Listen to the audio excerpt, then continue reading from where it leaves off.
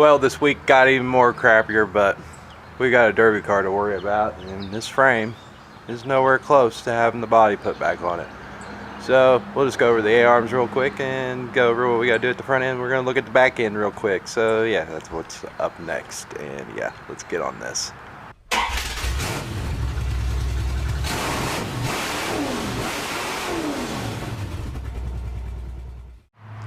So like I said, the conversion of the A-arms is done,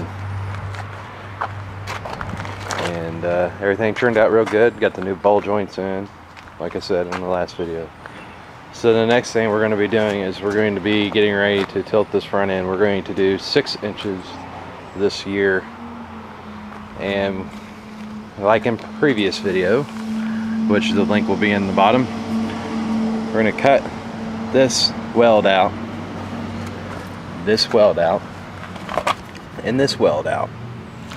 Likewise over here, we're going to cut this weld out, this weld out, and this weld out, and we will tilt the whole front end downward 6 inches.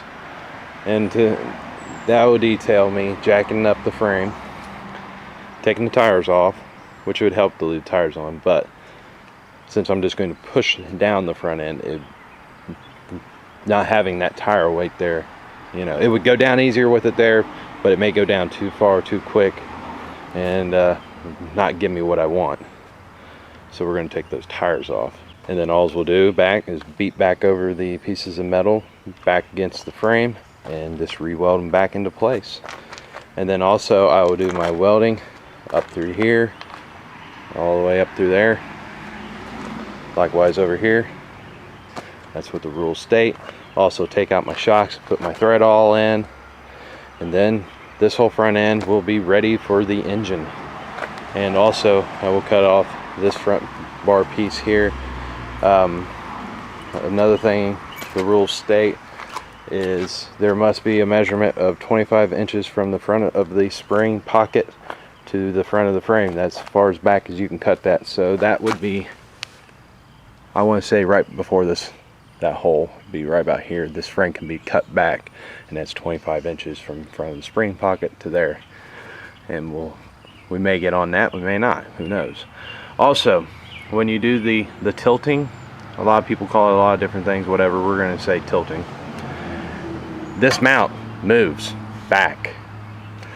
The reason why I tilt it that way, some people actually tilt it back here in the frame, and that's fine and dandy, you know, you can do it however you want, but I would rather do it up here at the box, because then your body, all the mounting for your body stays the same all the way up. It just changes your core support right here.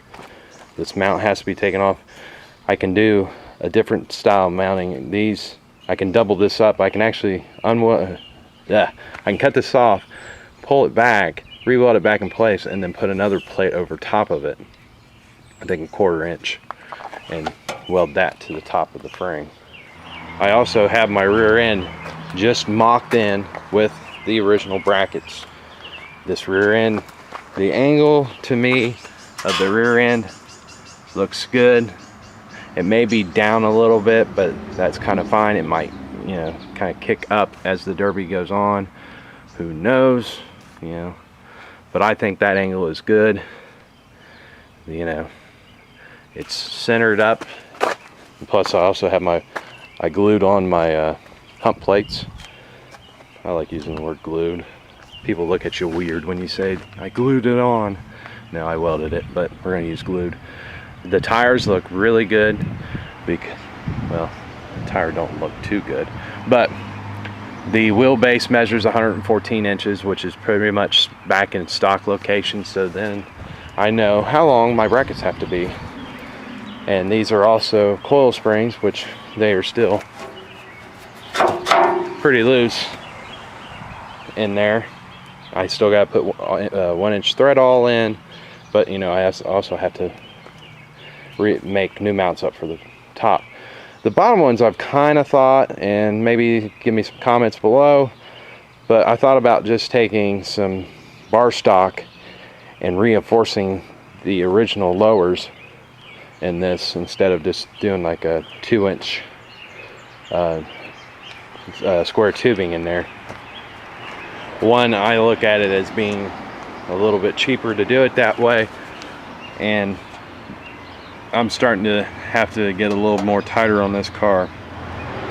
So in the previous video, you've seen that I bought a slider shaft. Well, the transmission's drilled up and it has the new yoke, so let me show you what that looks like. And there's what I got. So I took my original dry shaft yoke, cut it, we bored out the center here, and then drilled a hole in the center all the way through. I took my yoke and then I bolted it together, and then I welded it all the way around. And then this piece was square at one time. This was a piece of square material, and then we put it in the mill. Round and around we go, and poke some holes right in here. Now the slider shaft meets up.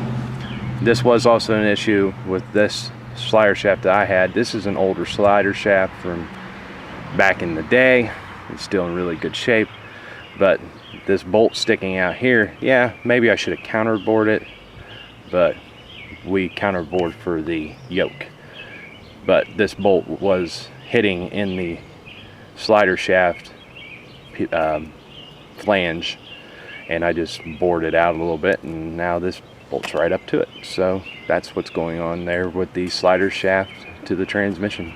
It's in really good shape, and it has a lock nut on it, but I will probably put blue Loctite on that for additional okayness.